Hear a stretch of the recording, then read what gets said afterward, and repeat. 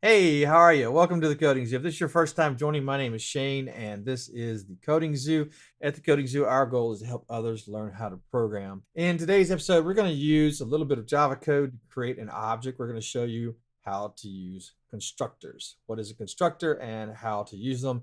And we may even hint at, hey, when you're going too far with the constructor, and maybe you should use a creational pattern instead.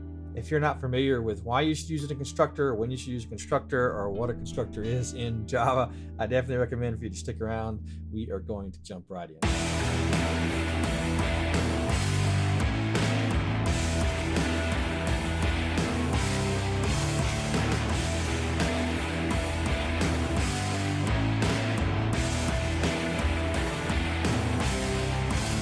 All right, hey, let's go ahead and get started. If this is your first time, I just want to say welcome. Be sure to click subscribe down below so you can see our upcoming videos.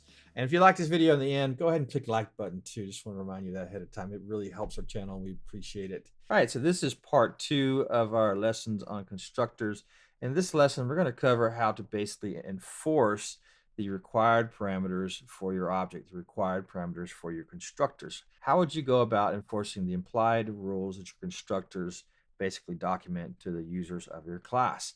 We are also going to cover overloading constructors and maybe even overloading constructors in the sense of how to make them a little bit more user friendly. For example, supporting the same parameter but with different data types. That's one example we'll cover. If you haven't seen the first lesson, be sure to check out the link I'll put in the corner of the screen here. We'll also put a link in the description below. As you can see on my desktop here, I have 2 constructors that create an object. The first one takes in 3 parameters, which are the required parameters for making this object whole. The next one takes in 4 parameters, with the middle name being the optional parameter to making this object whole. All right, so now we have 2 constructors. This one is saying this is the minimum to instantiate this object. But hey, if you want to have a middle name, you can do that and use this constructor too. All right, let's go ahead and go back over to my example. Now, how do I set the middle name? Well, I can just do, let's go here and type in the middle name. All right, so now I have a constructor that takes in all 4 of those properties. Let's go ahead and run it. Make that a little bigger. There's my person, there's my ID, there's my first name, there's my middle name, and there's my last name. So that's a constructor. You're basically saying, hey, when you create this object, here are the properties required. You must set at least these 3 properties in this first constructor.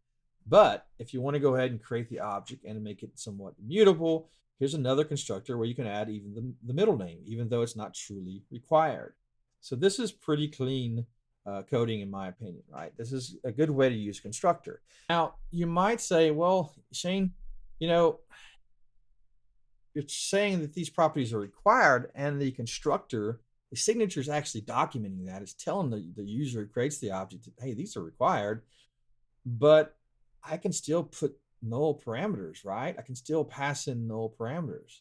Can I do that? I think so, right? I can go up here to Anthony, and I'm just going to pass in null, right?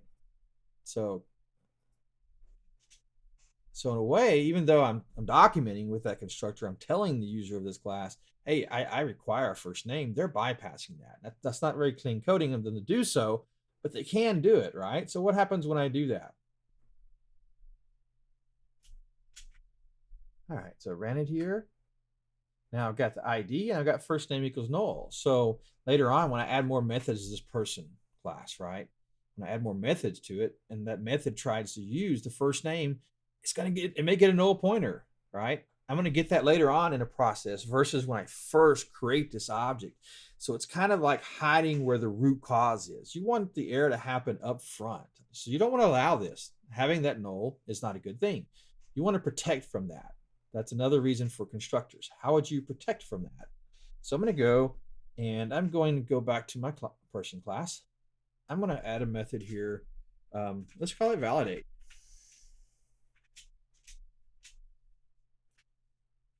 So I'm going to add a private method, validate. And let's add some code there. I'm going to cut and paste to kind of save some time. So I want to add some validation code there. And I'm importing a string utils object from Apache, another third-party library. It helps me do, it's basically a utility library. If you're not familiar, you should get familiar with it. It's a very common library, Apache string utils. Now, if you look at what I'm doing here, I have a method called validate.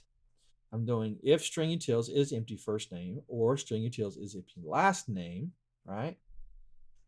Or ID equals null. Now, those are the three parameters that I'm saying you must have for this object to be whole. For it to be completely constructed correctly, you must have these three properties. Well, what am I doing when they're not there? When this check fails, well, I'm throwing an exception, right? Basically throwing an exception, illegal argument. There's probably a better one. I have to look it up, but I think there's a better one as far as construction wise, kind of like syntax. I'm not sure. I have to go look it up. But for now, we're using a legal argument. Basically, what I'm saying is the parameters you're passing in are legal. You can't be null. You can't not pass them in. So I'm saying required parameters missing. Person must have first name, last name, and ID. So I'm telling the user, hey, you've got to, if you create this object correctly, you got to pass these three things in. And if they're not there, it's going to throw an error. Now, I have seen the past where engineers will say, well, your constructor shouldn't throw error. I totally disagree. You should not allow an object to be created with partial data. If there's data that an object is required to have to perform other operations on that object or perform other methods inside of that object, if there's data that must be there, then make that data available in the constructor when you first create the object, and then fail fast. Don't fail later, because then later on you'll be trying to figure out, well, how did it get null? Did something else set it to null, or did your constructor not get passed in there, right? So you have to hunt that bug down. Why do that? Fail fast. All right, that's what we're doing here, failing fast. I'm going to go back over to the example. I'm going to run it again. All right, so what do we got going on here? We basically have a legal argument exception, required parameters missing. So there we go. It threw the error. It told me as the user of this object, hey, you can't not pass that first name. You got to pass it, right? So I'm enforcing that the parameters required to make this object are passed in the constructor. This is the beauty of constructor. This is a good reason for using a constructor, especially if you want to make your object immutable. And even if you don't want to make your object immutable, it's still good to do it in the sense of failing fast and making sure your object is whole when you create it. Now, what if it takes a lot of data to make your object whole when you create it? Well, that's when you get away from constructors. You get into other patterns such as a factory method or builder, etc. We're going to get into those patterns in future videos. We're going to cover builder pattern in our next video. Now I'm going to correct this, put my first name back, and I'm going to get rid of that middle name. It's not required, right? You'll notice I'm only throwing an error on the ones that are required. Let's run it again. There you go. No error. No error thrown. Middle name's null. Now imagine I add more and more properties to this, and I don't necessarily want to have several constructors. That's when you start going to other creational patterns. Now, here's one thing to consider too. Before we're done for the lesson, here's one thing to consider. Now, I have this person, and here's a random ID for that person. Now, what if this random ID comes from somewhere else? It's passed in through a REST service or a web service, or it comes from another creation process, right? Or it comes from a database or something. What if this ID comes from somewhere else and it's passed around in my system a lot as a string? Well, this constructor requires a UUID. I'm going to grab this UID and I'm going to go string ID equals, and here's my unique ID, right? So this is being passed around in my system, right? How do I pass that into my constructor?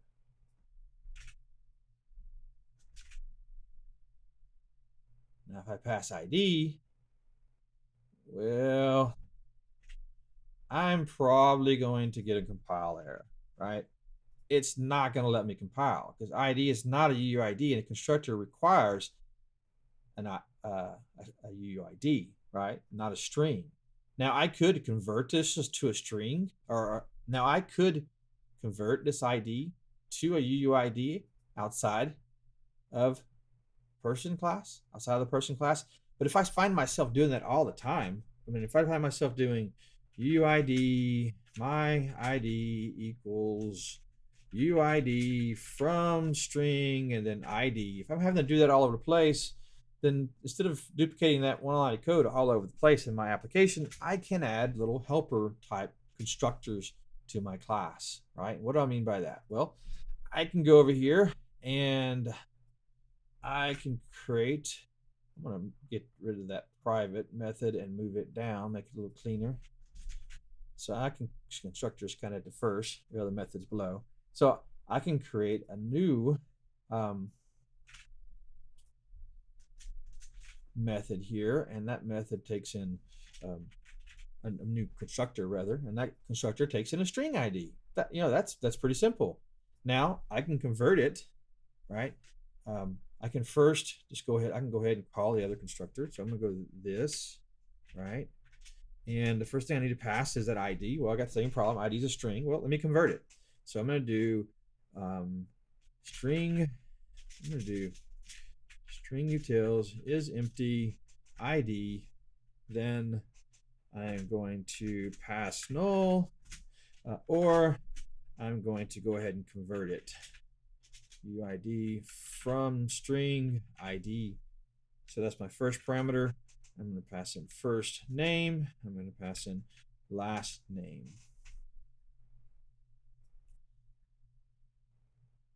And I don't know why I put or there. I should put colon. So I'm basically saying, hey, if this string is empty, the ID, which means null or empty, then pass in null to the other constructor, which of course we're going to get an error, but we want that. We want the error out. Now, and if it's not empty, go ahead and convert it to UID. So now I just created a constructor that does this kind of transformation for me because I know I need to do it all over the place. Why do it all over the place? Just provide that helper constructor to do it for you, right? So that's pretty neat. That's one way of using a constructor. You can have different ways of passing that data that you need into to create the object. All right. So I still have my validate. It works great, right? Now, because I'm passing null, it's going to throw an error.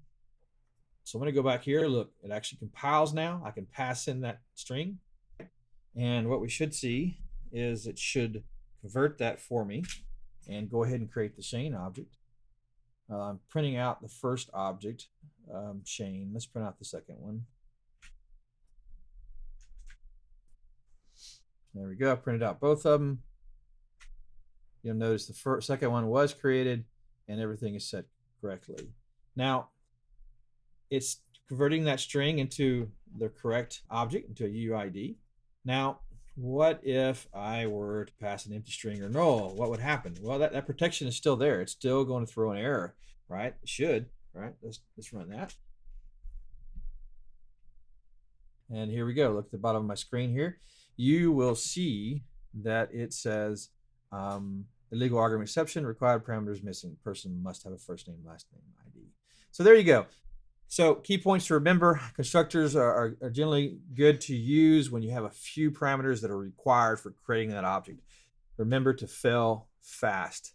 And when you're creating something, keep it simple at first. Keep it stupid simple at first. Use constructors. No need for big creational patterns. Use those patterns when you need those patterns. So that's it. That is a constructor. Hey, thank you for joining. I hope you enjoyed this video. If you did, please go ahead and click like, click subscribe. And if you have any questions, leave me a message below. What do you think about constructors? Do you understand, have any questions? Do you understand when you should use them? And when should you start going towards the other patterns? Hopefully this video helped you figure that out. And of course, this is just my opinion. Others may vary on that opinion. But I believe this is the clean way to program with constructors. Thanks for joining. Have a great week. Bye.